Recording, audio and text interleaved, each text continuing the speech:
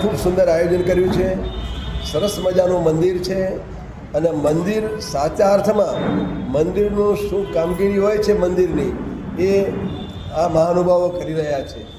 મંદિરમાં શૈક્ષણિક પ્રવૃત્તિઓ થાય, ધાર્મિક પ્રવૃત્તિઓ થાય, વિકાસના કામો થાય, સંગઠનના કામો થાય, એવું સરસ મજાનું કામ બંધુ સાહેબ કરી રહ્યા છે. બંધુ સાહેબના હસ્તે અત્યાર સુધી ગૌશાળાનું બહુ મોટું કામ થયું છે. આપણે જાણીએ છીએ કે તે દર ગુરુવારે ભજન કરીને 2 કરોડથી વધારે રૂપિયા ભેગા કરીને અલગ અલગ ગૌશાળામાં અપાયા છે. એટલે આ જે કામ થઈ રહ્યું છે, બંધુ સાહેબ તપ કરી રહ્યા છે. તપ એટલે એક જમાનો એવો હતો કે આપણે ચૂંટી બાંધીને બેસીએ એને તપ કહેવાતું હતું. પણ મારી દૃષ્ટિએ જે ભગવાનભાઈ બંધુને કનુભાઈના જે મિત્રો કામ કરી રહ્યા છે એ સાચા અર્થમાં તપ છે. અને જેવા તપસ્વી છે એવા જે વિદ્યાર્થીઓ હોય, ડૉક્ટર બન્યા હોય, એન્જિનિયર બન્યા હોય, વકીલ બન્યા હોય, કંઈક સારી ડિગ્રી મેળવી હોય કે સારું એમને કંઈક પ્રોત્સાહન મળ્યું હોય, ઇનામો મળ્યા હોય, એવા લોકોનું અહીં આવીને સન્માન કરે છે. અમે બહુ ગદગદ છીએ કે આજે અમારા સમાજના વારડે પરિવાર, પ્રહલાદભાઈ મોહનલાલ વારડે, એમના દીકરાનો દીકરો દીપકભાઈનો દીકરો દેવ ડૉક્ટર બન્યો છે. ડૉક્ટર બન્યા પછી પણ એમને ઇન્ટર્નશીપ કરવાની હોય છે અને અત્યારે એનું ઝેરડા પોસ્ટિંગ થયું છે. એટલે એને હજુ માસ્ટર ડિગ્રી કરવાની છે એટલે બહુ બીજી રહે છે. પોતાને સમય શેડ્યુલ બહુ ટાઈટ છે, પણ છતાં બંધુ સાહેબના આગ્રહથી આજે એમણે આ સન્માન સ્વીકાર્યું છે. એટલે એના માટે અમે એને ખૂબ અભિનંદન આપીએ છીએ અને ભવિષ્યમાં એની જે કંઈ ઈચ્છા હોય માસ્ટર ડિગ્રી કર્યા પછી પણ એ બધી જલારામ બાપા પૂરી કરે એવી વિનંતી કરીએ છીએ. દાદીમાં રમીલાબેન અને પ્રહલાદભાઈનો બહુ સારો સાથ અને સહકાર મળે છે. એમના દેવથી નાના ભાઈ હેત એ પણ અત્યારે સુરતમાં ખૂબ સારી ડિઝાઇનર તરીકે પોતે કામ કરે છે અને હમણાં 15 દિવસ પહેલાં એને પણ જોબ મળી ગઈ છે. એટલે બહુ સારી. એટલે આવો સારો શિક્ષિત પરિવાર અને આ બધાને આમંત્રણ આપ્યું અહીંયા અને એ લોકો આવ્યા છે. એમણે અમારું આમંત્રણ સ્વીકાર્યું છે, જલારામ બાપાની ભેટ સ્વીકારી છે. એ બદલ બધાને અભિનંદન આપીએ છીએ અને ઉત્તરોત્તર દેવ અને આખો પરિવાર પ્રગતિ કરે એવી જલારામ બાપાને પ્રાર્થના કરું છું. જય જલારામ. આ જલારામ સેવા મંડળ દ્વારા જે આ પ્રયોગ થઈ રહ્યો છે, દરેક જે વિદ્યાર્થીઓને પ્રોત્સાહન કરવામાં આવી રહ્યું છે. અમારા ભગવાન કાકા, કનુ કાકા, એમની પૂરી ટીમ જોરદાર કામ કરી રહી છે. જે લોહાણા હોય કે ગમે અટક હોય બધાનું સન્માન અહીંયા કરી, સનાતન ધર્મના ટોટલનું સન્માન કરી અને એક દિશામાં એક જાગૃતતા વ્યક્ત કરે છે અને સનાતન ધર્મને આગળ લાવવાનો પ્રયાસ કરે છે. જોરદાર કામ કરે છે આખી ટીમ અને જોરદાર એવું કામ કે છોકરાને પ્રોત્સાહન મળે કે અહીંયા બોલાવે અને પ્રોત્સાહન મળે કે મારે હવે આગળ જવું, આનાથી આગળ જવું છે એવું પ્રોત્સાહન ભગવાન કાકા, કનુ કાકાને આખી જલારામ સેવા મંડળની ટીમ કરી રહી છે. અને અમારા જલારામ સત્સંગ મંડળના ભજન 394 ગુરુવાર પૂર્ણ થયા છે. આજે 394મો ગુરુવાર છે. અત્યાર સુધીમાં ભગવાન કાકા અને અમારી પૂરી ટીમ પહેલા ગુરુવારથી અમે તેમની સાથે જોડાયેલા છીએ. આજે અમારી ટીમે જોરદાર કામ કર્યું છે. જલારામ ગૌ સત્સંગ મંડળ દ્વારા 40 ગૌશાળામાં 2 થી સવા 2 કરોડ રૂપિયાની ગૌ સેવા અર્પિત કરી છે ભગવાન કાકાએ અને એમની અમારી ટીમે જોરદાર ભગવાન કાકા જોરદાર દિશાની અંદર સનાતન ધર્મ માટે જોરદાર કામ કરી રહ્યા છે અને આવું નવું કામ કરે. અમે એમની સાથે જ છીએ એવું ખાતરી આપું છું. અમે રોજ એમની માટે એમને સાથે જ રહેશું એવું આપ સૌને વિનંતી કરું છું. જય જલારામ, જય જય. આપણા સૌના આદરણીય અને જલારામ મંદિર દિશાના પ્રમુખ શ્રી કનુભાઈ આચાર્ય સાહેબને વિનંતી.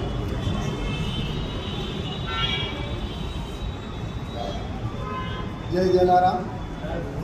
આજે બહુ એક સુયોગ એ છે કે જલારામ બાપાની પુણ્યતિથિ છે આજે 1845ની. જલારામ બાપા 1881માં દેવલોક પામ્યા. સંવંત 1937 મહાવદ દસમ અને એ વખતે બુધવાર હતો. આજે દસમને ગુરુવાર છે. જલારામ બાપાના સાનિધ્યમાં જે સન્માન થયું એ ખૂબ મોટી બાબત એટલા માટે છે કે બીજું કાંઈ થાય કે ના થાય પણ જ્યારે દર્દીઓને જોઈએ ને દેવ નામે બાજુ દેવ છે એટલે દેવ નામ એટલા માટે આપણે ત્યાં 3 પ્રકારની વ્યવસ્થા છે: સુર, અસુર અને મનુષ્ય. એટલે અસુરો એટલે રાક્ષસો, પછી માણસો અને પછી દેવકોટી. એટલે તમે દેવ નામ આપ્યું છે તો જ્યારે કોઈ દર્દી આવે ને ત્યારે એક સાખી છે ને એ બોલવાનું મનમાં રામ નામ મેં લીન હે દેખત સબ મેં રામ. જલા બાપાને બધામાં રામ દેખાતા હતા. કોઈ પણ માણસ આવે, પ્રાણી આવે, પશુ આવે, ગમે તે આવે એને રામ દેખાતા હતા.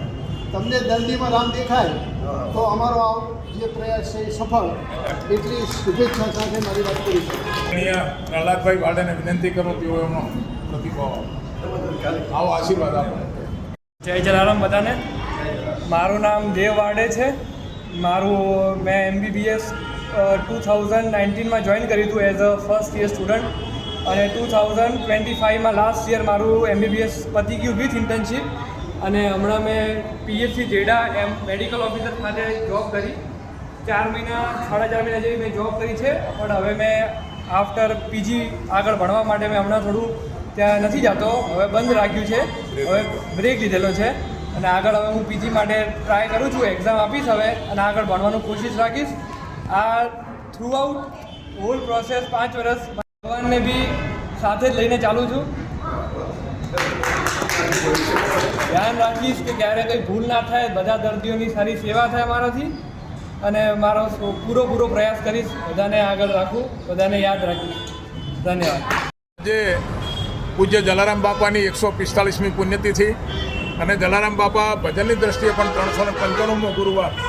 આજે ખૂબ જ મહત્ત્વની વાત એ છે કે દિશાનગર સનાતન હિન્દુ સમાજ કોઈ પણ વિદ્યાર્થી કે કોઈ પણ વ્યક્તિ પ્રગતિ કરતી હોય તો એનું સન્માન કરીને જલારામ મંદિર તરફથી આશીર્વાદ આપવામાં આવે છે.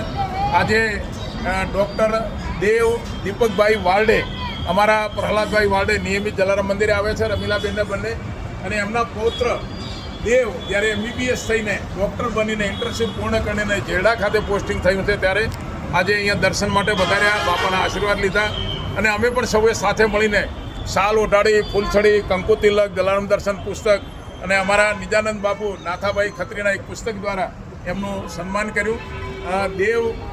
ડૉક્ટર દેવે પણ સરસ પ્રતિભાવ આપ્યો અને એક સરસ વાત કરી કે હું ભગવાનને સાથે લઈને ચાલું છું. ડૉક્ટર દેવ ખૂબ પ્રગતિ કરે એવી જલારામ મંદિર અમારા સૌ ટ્રસ્ટીઓ, જલારામ ભક્તો તરફથી ખૂબ શુભકામનાઓ, ખૂબ અભિનંદન, વંદન. સમગ્ર પરિવારને પણ આદરપૂર્વક વંદન. જલારામ બાપા કી જય. દિલભાઈ માતા કી જય. આજે કરવી